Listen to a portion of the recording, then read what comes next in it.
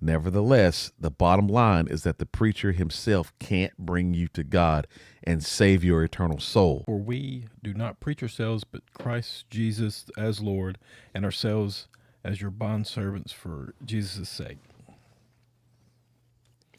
The false teachers accused Paul of preaching for his own benefit, yet they were the ones guilty of doing so. In contrast, Paul was always humble. He never promoted himself, but always preached Christ Jesus as Lord. David Guzik says, Paul didn't climb into the pulpit or stand before an audience to preach himself.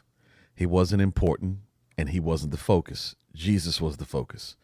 So Paul could strongly say, we do not preach ourselves. Instead, the focus must be on Christ, must be on Christ Jesus, the Lord. He is the one to preach about.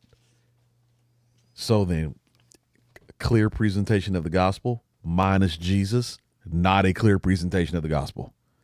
A presentation of the gospel minus a bloody cross, I don't think you got a clear gospel. Nevertheless, the bottom line is that the preacher himself can't bring you to God and save your eternal soul. Only Jesus can. If you're just preaching Jesus, you don't have to use that analogy. But Christ Jesus is the Lord. It wasn't only that Paul did not preach himself. That wasn't the end of it.